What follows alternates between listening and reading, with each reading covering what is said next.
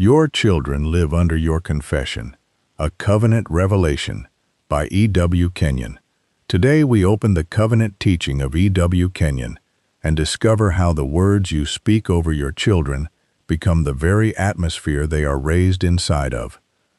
The premise for this teaching comes from the book of Proverbs, chapter 18, verse 21, which says, "Death and life are in the power of the tongue, and those who love it will eat its fruit."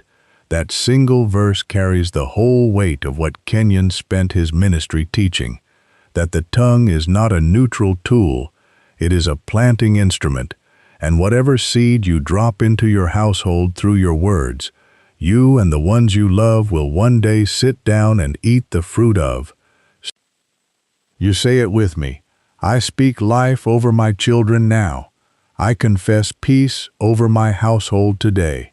I call blessing into my children's future. My words are their covenant roof.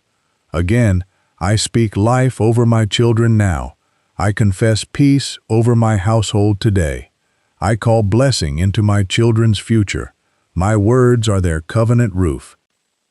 And because covenant truth is meant to be walked in day after day, I want to invite you to subscribe now, so that tomorrow's teaching can find its way into your home and keep building on what we are laying down together today.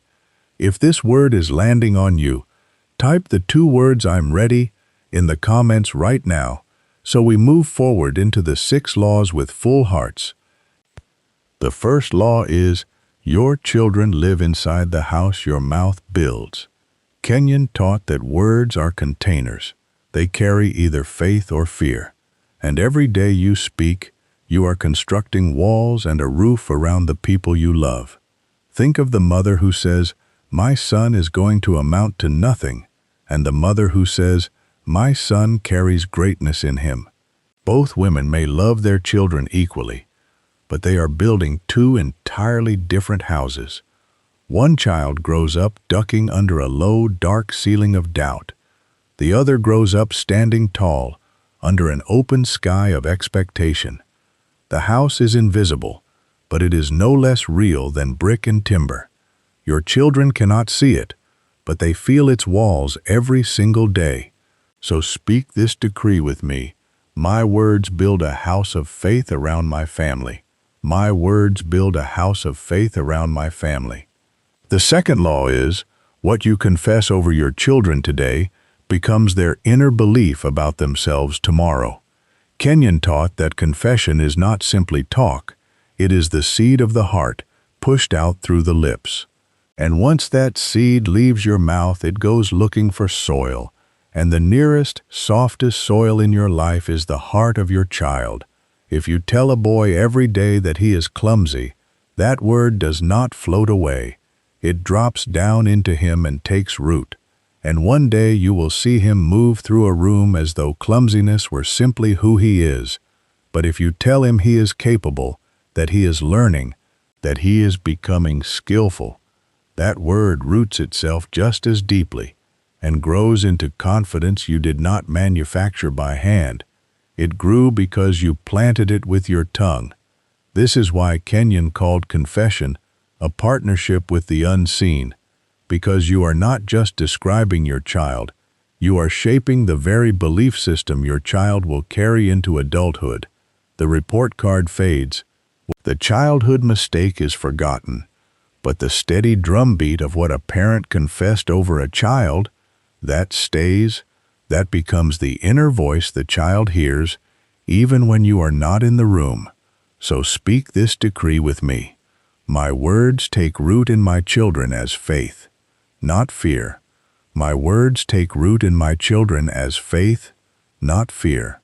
The third law is, whatever kind of seed you speak is the exact kind of harvest you will eventually reap in your home. This is the law of the seed, and it does not bend for good intentions.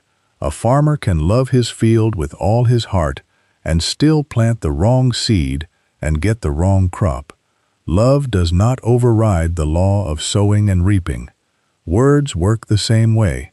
If fear is the seed spoken over a child, whether it is "you'll never be good at this," or people like us don't get ahead, or don't trust anyone, that seed grows into fear fruit, anxious decisions, small thinking, a closed-off heart.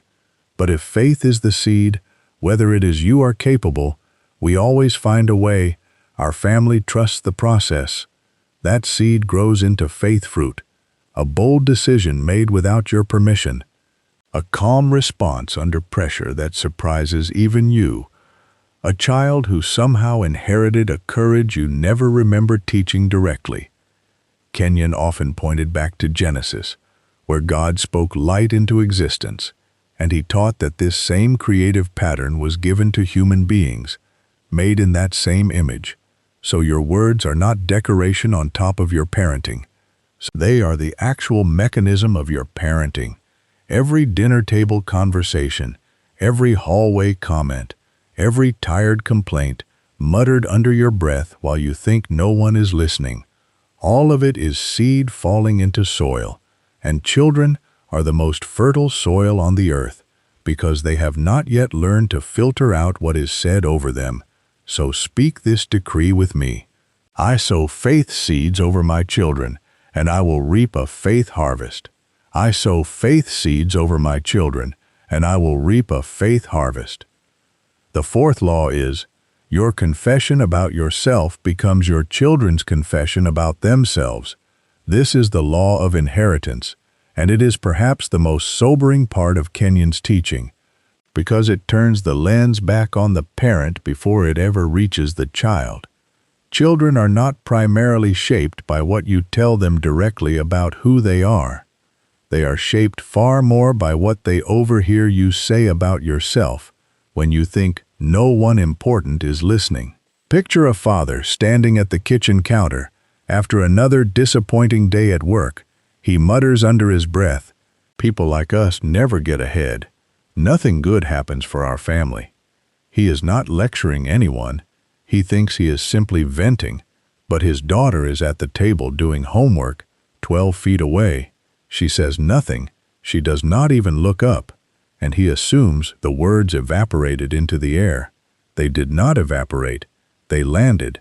10 years later, that same daughter sits in a job interview she badly wants. And just before she walks in, a small voice rises up inside her, unbidden, using almost the exact rhythm of her father's old sentence. People like us never get ahead. She does not remember the kitchen counter. She does not remember the tired tone in his voice. All she remembers is that the sentence feels true. That is inheritance, not of money or name, but of confession. Kenyon taught that confession is an act of agreement. When you speak a thing about yourself, you are agreeing with it, and agreement always looks for a second witness, so it goes looking for the nearest heart in the room, and there is no heart nearer or softer than a child's, watching you agree with defeat, or watching you agree with faith.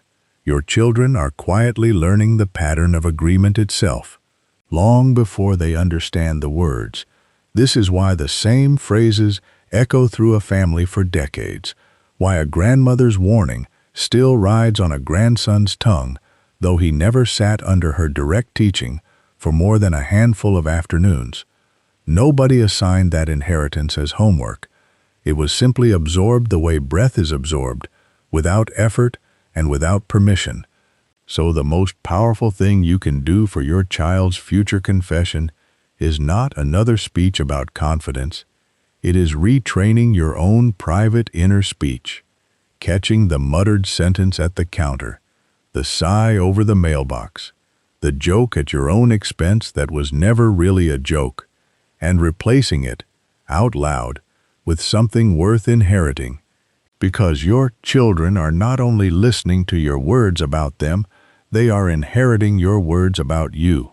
And one day, standing in a room you will never see, at a moment you will never witness, that inheritance will open its mouth and speak. So choose now what it will say. So speak this decree with me. I bless myself with words worthy of my children's future. I bless myself with words worthy of my children's future. The fifth law is, Silence and complaint are confessions too. And this is the law most parents never think to examine, because we tend to believe that only the sentences we deliberately choose to say out loud count as confession. But Kenyon's teaching runs deeper than that.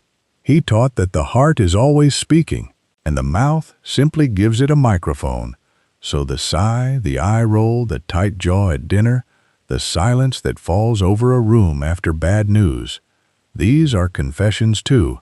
A child does not need a full sentence to receive a message. A child reads tone, the way an adult reads a headline. Picture a father who comes home from work every night and says almost nothing. He does not complain out loud. He does not raise his voice. He simply drops his bag by the door, exhales heavily, and eats dinner staring at his plate. He believes he is protecting his children from his stress, because he never puts it into words. But his daughter, without knowing why, starts flinching every time the front door opens. She cannot name what she is afraid of, because no sentence was ever spoken. Yet she has fully absorbed the confession of defeat that lived in that sigh. That is how powerful unspoken confession is. It does not need grammar. It only needs repetition. Now picture a different home, where a mother faces the exact same exhausting job, the exact same hard season, but she walks in, sets down her bag, takes one breath, and says out loud, "It was a long day, and I am glad to be home with you." That sentence does not deny the hard day. It simply refuses to let the hard day have the final confession, and her children grow up associating the sound of the front door with relief instead of dread. Same circumstance, same tiredness, two completely different atmospheres, built entirely on which confession was allowed to speak loudest. Likewise, the complaint that feels harmless, the running commentary about how unfair everything is, how nothing ever works out, how tired you always are. These small complaints, repeated daily, become a kind of background radiation in a home, and children grow up standing in that radiation whether or not a single sentence was ever addressed to them directly. They cannot point to the moment it happened, because it happened 1,000 small moments at once. This does not mean you must pretend everything is wonderful. Kenyon was not teaching denial. He was teaching honesty, joined to faith. You can say we are facing a hard season, and I believe we will come through it. That is honest, and it is also a faith confession. But we are facing a hard season, and I don't think we will make it. Is also honest, yet it plants despair as the seed. The difference is never whether you name the difficulty. The difference is what you attach to the difficulty the moment you name it. This is why two parents can describe the exact same bank statement, the exact same diagnosis, the exact same disappointment, and raise two entirely different children out of it, not because the facts changed, but because the confession riding on top of the facts changed. So examine not only your sentences but your sighs, not only your words but your silences. Listen this week to what leaves your mouth when you think no child is close enough to hear, because they are always close enough to hear, and both your speech and your silence are teaching them what kind of world they live in. So speak this decree with me: I let my silence agree with faith, not with fear. I let my silence agree with faith, not with fear. The sixth law is, covenant confession changes the destiny of a family line, and this is the highest and widest of the six, because it reaches beyond today's dinner table conversation into the generations that have not been born yet. Kenyon taught that covenant is not a private arrangement between an individual and heaven, it is a family reality. The blessings and the confessions of a household do not stop with the person who spoke them, they travel forward. This is why the old scriptures so often speak in terms of households rather than individuals alone. Your house shall be blessed. Not simply you shall be blessed. And this means your confession today is doing something larger than shaping this Tuesday afternoon. It is laying track for a train that your grandchildren will one day ride on without ever knowing you laid it. Think about the phrases that have survived in your own family for decades, the sayings your grandmother used to say, the warnings your father repeated so often you can still hear his exact tone of voice. Now, these did not stay contained to their generation. They became inherited confession, passed down like an heirloom nobody remembers unwrapping. So the question covenant confession asks you is not only what am I saying today, but what am I starting today that will still be echoing 3 generations from now? This is weighty, but it is not meant to frighten you. It is meant to hand you authority. Because if generational patterns of fear and defeat can travel forward on the back of repeated words, then generational patterns of faith and blessing can travel forward exactly the same way. You have the power, right now, in an ordinary week, to become the ancestor whose confession changed the whole tone of a family line, the parent who broke a cycle simply by choosing different words at the dinner table night after night, year after year, until faith became the family habit instead of fear. Kenyon believed this was the deepest privilege of covenant, that ordinary people, speaking faithful words over their households, were literally shaping unborn futures. So do not treat your daily confession as small talk. Treat it as inheritance in the making. So speak this decree with me. My confession today becomes my family's covenant tomorrow. My confession today becomes my family's covenant tomorrow. Here is the whole picture. Your children live inside the house your mouth builds. What you confess over them today becomes their inner belief tomorrow. Whatever seed you speak returns as the exact harvest your home will eat. Your confession about yourself becomes your children's confession about themselves. Your silence and your complaint are confessions too, and every word you speak in covenant is laying track for generations you will never meet. This is the whole weight and the whole gift of Kenyon's teaching, that your tongue is not decoration, it is destiny in motion, and you have been handed the pen. I say it with me one final time. I speak life over my children now. I confess peace over my household today. I call blessing into my children's future.